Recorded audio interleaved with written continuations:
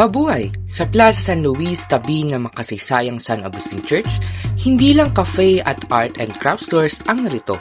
Narito rin ang Casa Manila. Itinayo noong 1981 bilang replika ng isang bahay na bato noong ika-19 na siglo. Mahalaga ang naging papel nito sa kasaysayan sapagkat ito ang nagsilbing bintana sa nakaraan ng Maynila bilang sentro ng kalakalan, kultura at pamumuhay ng panahong iyon, lalo na sa panahon ng kalakalang galyon.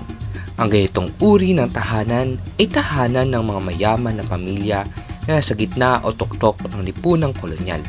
Sisimbolo ng bahay na bato ang pagsasama sa arkitektura ng Kastila at mga lokal na pamamaraan ng pagtatayo na nagpapakita ng impluwensya at pagbabago ng kultura sa panahon ng kolonyalismo.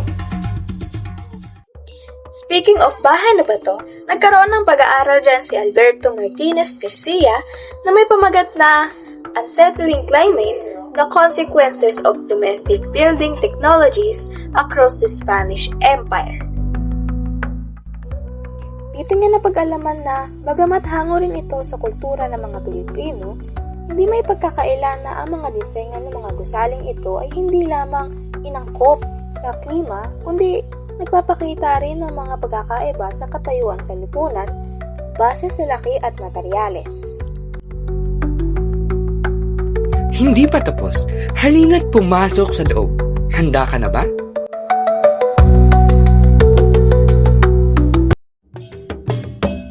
Bago magpatuloy, dapat may malaman. Ito ang suguan, malawak na pasukan na tanda ng yaman at katayuan. Dito iniiwan ang karawahe o kabayo ng mga bisita. Ang pasyo naman ay bukas na lugar para sa bentilasyon at liwanag, kaya maraming bintana. Halina sa taas. Sa itaas ay ang estrahuelo, silid dintayan para sa mga ngalakal, tanggapan at ilang silid tulugan. May mga kwarto para sa pahinga at panauhin kabilang ang kama ni Atay, gawa ng kilalang Chinese sa tagagawa ng kagamitan. Sa kanang bahagi, ang despacho o tanggapan, dito pinapangasawaan ng may-ari ang kanyang negosyo kasama ang kanyang mga kawani. Dito sa huling palapag ay sasalubong agad sa iyo ang kaida antesala, tinatawag na kaida dahil dito binababa ang mga kababaihan ang laylayan ng saya. Ginagamit ito para sa mga hindi inaasahang panauhin. Sumusunod ang salas, pinaka mahalaga ang silid na may marangyang kasangkapan at may malapit na music area para sa pagtitipon at sayawan. Kanan naman, makikita ang silid na salat. Ang buong pamilya kasama ang mga katulong ay nagtitipon dito tuwing gabi upang magdasal ng rosaryo. Sa kaliwa ay silid tulugan na may kasangkapang gawa sa kamagong, istilong Neoclassic Empire. Katabi naman ang silid tulugan ng may-ari na may malalaking at magagarang kasangkapan. Pumunta naman tayo sa silid kainan. May mistulang bentilador sa kisame na pinagagalaw ng lupit. Makikita rin ang mga platera ng porselana, kristal at pilak na kubyertos para maipagsikat sa panahuin. Katabi ang kusina na may nibera, simbolo ng katayuan noon dahil ang nilalagay na yelo ay mula pa sa US. Sumunod ang letrina and banyo na may bathtub na gawa sa stoneware mula sa China, posibleng pinakamatandang kagamitan sa bahay. Ayan, natapos na ang ating paglilibot, ngunit hindi pa natatapos ang pagkatuto.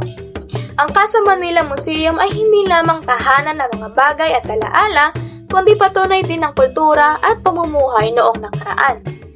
Bilang bahagi ng ating kasaysayan, ito ay pinangangalagaan ng Intramuros Administration na sumusuporta sa mga pag-aaral tulad ng Reconstructing the Past, Interpreting Casa Manila and Museo de Intramuros na pinangunahan ni Bon Joflo O. Bernardo, at ayon sa pag-aaral, nakatulong ang mga paglilibot, exhibit at aktibidad ng Intramuros Administration sa pagtaas ng turismo at ipakita ang kahalagahan ng museo.